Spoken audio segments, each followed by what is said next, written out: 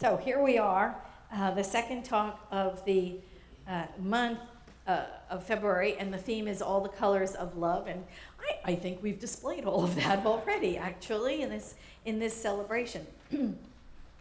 Last week we talked about the interconnectedness of all life, just the knowingness that we are all one with all life, animal and plant and mineral and everything in the manifest universe is really we are one with, We are, because we are one with and immersed in universal intelligence. There's only one mind. It's expressing itself as everything. It is incarnating itself as everything, and we're part of that. So really there is only that one source that is sourcing all life. There's just one source that is sourcing all life. And so today we're discussing planting, sprouting, and growing.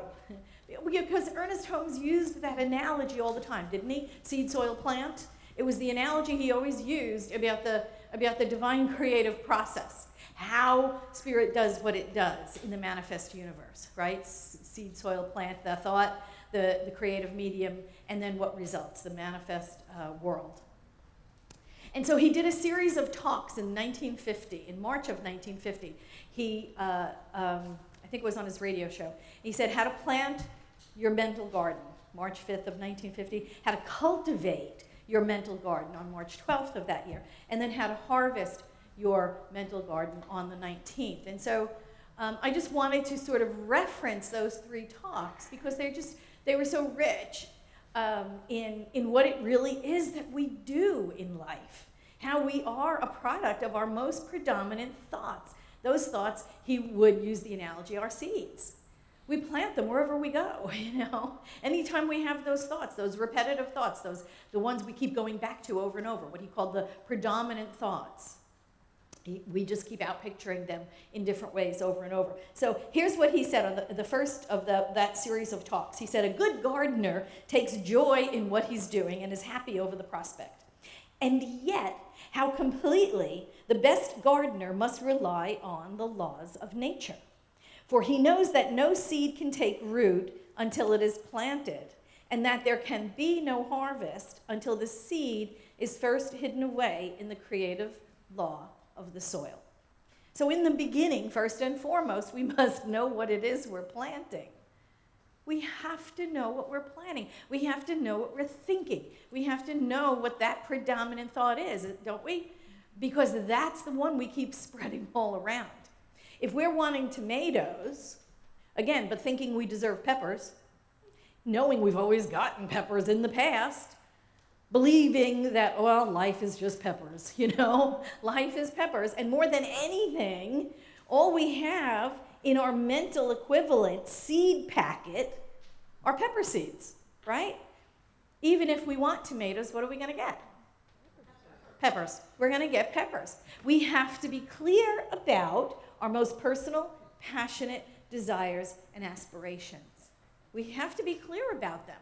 We'll be getting peppers all the time, thinking we're getting something else, but we're not, right? We have to do the work of getting through the false beliefs, the limiting thoughts, and the artificial ceilings that we have created for ourselves, so that we can plant the seeds of perfect intention.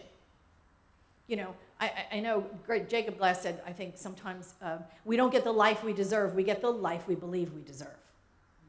And so that belief is what limits our seed planting ability. That belief is what narrows our array of seeds down to just what we think we deserve, right?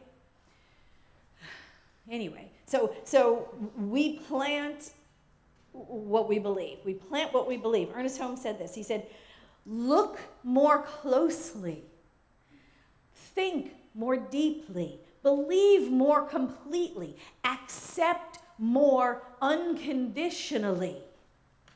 Faith in God's bounty is the seed of wealth brought forth into form through our belief in the invisible. Belief in the invisible. Oh, come on, how difficult is that now? Jeez, what else am I supposed to do? Now I have to believe in the invisible. That's, we get right up to that point too, right? Don't we? And then we go, okay, but it's not there. How am I supposed to believe that? right? To believe in the invisible. But isn't that exactly what we're supposed to do? Believe in the invisible. Isn't that what they meant in Hebrews when they said, now faith is the substance of things hoped for, the evidence of things not seen. The evidence of things not seen. Simple example, right? Let's stick with the seed, soil, plant analogy. We're preparing the soil because you have to do that first, right? You have to prepare the soil. We set the rows. We imagine what's going to go where, right? Before anything. These 2 rows are for zucchinis. These 2 rows are going to be tomatoes, cherry tomatoes here, plum tomatoes there, maybe a couple of Jersey beefsteaks. Yay, we love those. Whatever, right? And then garden on the outside maybe rows are going to be peppers, those dreaded peppers we always get. And maybe something else, maybe some eggplant or green beans or whatever. Along the side to the east, not shading the garden, will be fruit trees, right? And then far, far away on the other side of the property are going to be those beautiful shade trees we love. All of this planning, all of these ideas, they exist in mind. They don't exist anywhere in the soil, do they? You haven't even planted anything yet, but in your mind you can actually already see it. That is things not seen. That is evidence. Your mind, your imagination, your thoughts, your intuition, your intention setting, they are the things not, of things not seen. Yes? Because you know it, you can see it. We can see it in our mind's eye. We absolutely know the truth, evidence, of the things that are not seen yet. But they are things to come. But we know if we continue to do the work, that's exactly what it's going to look like in 3 months, in 6 months, in 10 years. Evidence of things not seen. Faith is the actual substance that we're using to know the truth in the face of appearances, right? Because in appearances, everything is fallow. The ground is, blank. There's nothing there. There's dirt there. That's it. There's only dirt. But we can see in our planning, in our commitment, what it's going to look like. We can't see the fully developed vegetable garden at the level of the dirt. We don't see it there. It's not there yet. But we know it exists in universal intelligence because we can think of it in our mind. And our mind is but a point in universal intelligence, right? We just said we're made of and immersed in universal intelligence. So those thoughts that we're thinking are already present in universal mind, so we know they're true. That's the evidence of things not seen. We know it. We can feel it. We can just absolutely taste those tomatoes in the hot sun, how great they're going to be. But on the ground, on the dirt, nothing yet, right? Ernest Holmes put it like this. This is also in that first talk, Planting Your Mental Garden. He said, summed up in 2 words, faith and belief. Faith and belief. That's it. We need not doubt the invisible. We need not doubt its nature or its law. That's what we do. We absolutely go into this undertaking knowing that it manifests, right? We have the seeds, we have the dirt, we have the fertilizer. Boy, do we have fertilizer, right? And we know eventually we're going to reap that harvest. Just as we plan and we plant and we nurture our physical gardens, we set intentions. We set seeds of thought. We know only what we want and not what we don't want. We spend way too much time thinking and dwelling and being immersed in what we don't want, don't we? Oh my God. We've been doing a whole Ain't It Awful for the last 3.5 years on Facebook. I don't know about you, but that's what I see. Right? Oh, good Lord, everybody's complaining about everything. Doesn't matter what side you're on. It doesn't even matter. Everybody's unhappy about everything. And they're all complaining about it. And you're scrolling through going, yeah, that's true, yeah, that's true, yeah, that's true. Right? We're turning into the sky is falling Chicken Littles. Everybody's just hating everything. That's not where we're supposed to be spending our mental energy. We're not supposed to be spending our mental energy in all the crap that we don't want. Sorry. Just as we plan and we plant in our physical gardens, we must plan and plant in our mental garden what we want, keeping our mind focused on the qualities of God that are not up there, so I'm not even turning around because I know they're not up there, but they will be in another couple of months. All of those qualities of God, those are the things we focus on. That's what we set our intentions with and in. Those are the things that we know about God, then we must know about ourselves. We keep our minds focused on the qualities, the desires, our highest aspirations. We don't let anything come in. And again, going back to planting your mental garden, Ernest Holmes said, we must decide what mental seed we most want to plant. Under what general heading does it come? Health, success, self-expression. Do you want better health? Do you want to feel you need a greater measure of supply? Would your happiness be increased if you had more friends? If so, be certain that the seeds you plant are exactly like your desire. And this is really where we go astray, isn't it? We spend so much energy. And you know, when you say you pay attention, you're really paying. You're paying with your mind energy. You're paying for that experience with the amount of energy that you're focused in that direction. So when you think about where your mind is resting, so you think about the things that you're thinking about, think about what you think about, right? You'll see this is where I'm paying. I'm paying for this experience with my mental energy. What do you want? Ernest Holmes said, make sure the seeds you are planting match your desire. Match your desire. So we come to understand our hidden, I'm moving into the cultivating part now, sorry, second talk. We come to understand that our hidden fears and our self-imposed limitations, what I've always gotten in the past, you know that thing? Well, I've always done it that way, or this has always happened to me, or I've never been able to get higher than this annual salary, or whatever, all those self-limiting things. We come to understand that those hidden fears or those self-imposed limitations, right, we get to understand them and see them in the planting stage, right? So what is it we want to plant? Well, we certainly don't want to plant those things, so what do we want to plant? We break through those hidden beliefs, right? We talked about that last week, that the hidden belief is a law you created for your own life, and you are subject to it until you change it. Right? So that's what the planting stage is. Going through those self-imposed things, weeding those things out. We realize that those false beliefs became a law that we ourselves were then subject to. And until we change them with a spiritual truth, we will always be subject to them.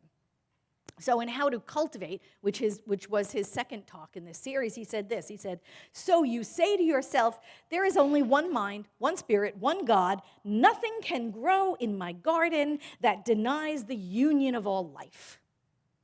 Nothing can grow in my garden that denies the union of all life. And what happens, occasionally a weed is going to pop up, doesn't it? Anybody garden? Anybody plant anything? You know what this is like. You plant, you make rows, you plant seeds, you plant the seeds exactly the things you want to see grow, and then what happens? Weeds come up anyway. Weeds come up anyway. Now, in your mental garden, they are weeds of doubt. They are weeds that sprout up among the tender new shoots of your beloved intentions. And you have to go to work weeding your garden. And it happens to all of us. It happens to all of us.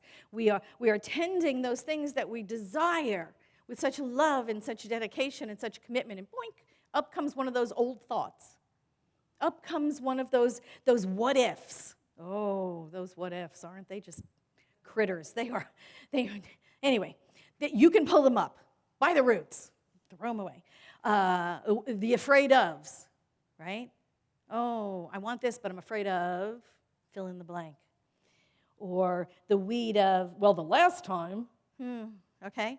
What Troward said, right? Principle is not bound by precedent. And all that means is the principle of life, spirit itself, cannot be bound by anything that came before it. So it doesn't matter what you thought your whole life. You have a new thought now. That's why they call this teaching new thought, right? You have a new thought now. And so you weed out the old ones. And it's a process. You don't just do it once. Anybody who's had a garden knows, right? Well, I got rid of those weeds. That'll never happen again. It's like wanting to get buff and in shape and going to the gym once and going, well, got that handled. I don't need to go back again, right? You just have to go back and keep weeding the thoughts out. The ones that are contrary to your desires, the ones that would limit you, the ones that will instill a sense of false belief, right? You have to keep going back and weeding those things. And then you water, right? Steve knows. He's got this huge garden, right? Then you water, and then you fertilize, and then you water, and then you fertilize, and then you water, and then you fertilize. Well, you get it, right? Okay. And nothing seems to be happening, right? Nothing seems to be happening. And I know I'm going to go back to that boring, tired old bamboo story. Has everybody ever heard the bamboo story? I mean, everybody has heard it, right? Raise your hand. Okay, so bamboo, a lot of breeds, a lot of types of bamboo take up to 5 years, maybe 7, to break ground. Right? You plant the bamboo seed, honest to God, this is truth, and it can take 5 years before the sprout even breaks the surface. But when it does, it can grow 90 feet in less than 6 weeks. Right? Isn't that crazy? Okay, and it's always such an inspirational story, right? And I know people use it, help people in the infinite life possibility people and all of those. They use it as an example, as an inspirational story to just keep going, Just keep going. Don't give up, right? Don't give up. Persevere. Don't give up 5 seconds before the miracle happens. All those yay things. Or some people use it as an example of stop doing what doesn't work. Yes? Some people will use it as that. You're busy watering, fertilizing, and somebody leans over to you and whispers to you, you know what they call it, right? When you keep doing the same thing over and over and expecting different results, right? And we've all heard that too. It's called insanity. Why do you keep watering the dirt? Why do you keep watering the ground? Nothing's happening. It's been years. Nothing's happening. But here's the thing. Here's what they don't understand, or maybe the nature of the seeds you planted. You understand it. You are clear about the nature of the seeds you planted. Some will sprout right away, 3 to 5 days. Some will not sprout for 5 years. But that's what you must know about what you plant. You must know the truth and have the patience and know that God is the timing behind the seeds you plant. You know why it takes bamboo up to 5 years before it even sprouts? Because what's going on underneath the surface of the soil is a huge network of roots that it's growing. It is growing a tremendous network of roots all around in that soil. Because when it does sprout and it grows 90 feet in only 5 weeks, it would blow right over and fall over if it didn't have the support underneath. It has to grow that tremendous foundation before it can be a successful bamboo. That's why it takes so long to sprout. You need to know that about your seeds. You are creating a powerful and a solid foundation below the level of the surface you don't even know about. But when your intentions sprout, they're safe and they're solid. And they're not going to be blown over because you're patient enough to wait, to absolutely trust Spirit to know when it should sprout. You don't want your intentions blowing over every time a breeze goes by. Ernest Holmes said this. He said, yes, some of the seeds you plant may not appear for a while, quite a while, but you still must pour over them the water of your faith. And above everything else, be sure you don't pull them up to see if they're sprouting. We do that too, don't we? We plant a seed and it's like, I'm sorry, it's not working in my time, not God's, right? And we dig them up and see if the little seed shell is cracked open. So he goes on to say this. He said, just leave them alone, quietly, in the womb of nature. To be still and know, in a time like this, will be a wonderful thought for you. Be still and know will be a wonderful thought for you. Goes back to faith and belief, yes? The two words, faith and belief. Faith in the invisible, there's a power and a presence greater than we are, and it's working below the level of our awareness, right? The substance of things hoped for, the evidence of things not seen. There's no room here. There's no room for doubt. Doubt is just a thing, in our human minds. We are co-creating with a power that is greater than we are for specific purposes. We are directing it for specific purposes. We get to harvest our good because of all the good work we do. It doesn't just happen. Our lives just don't happen randomly. They're the outpicturing of our predominant beliefs. They're the seeds we're sowing all the time. We're preparing the soil. We fertilized it. We turned it. We checked the pH. We did the inner work of getting clear about what we're planting. We're making sure that what we're planting is what we want to reap. We cared for the seeds we planted. Water, fertilize, water, fertilize, water, fertilize. Beyond a doubt, seeing the results as done, even when nothing was visible. Seeing the results as done, even if nothing is visible. We kept our faith. We kept the faith. Plants sprout, they grow, they mature, they harvest. It's time.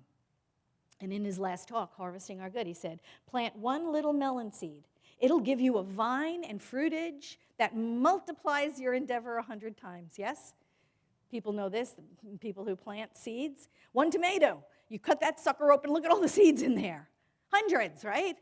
One tomato. So what does a one tomato vine get you? Thousands and thousands and thousands and thousands of seeds. More seeds than we can possibly imagine. More seeds than we can possibly grow. If every single one grew, the entire earth would be covered with tomato vines, right? And it says, give and it will be given unto you. Good measure, pressed down, shaken together, running over. It will be poured into your lap. For the measure you use, it will be measured to you. We use this when we ask for the tithe, right? Right? As you give, so do you receive. We write songs about it because it's truth, because it's spiritual truth. We cannot outgive God. The more we plant, the more we reap. It's time to harvest, it's time to plant again.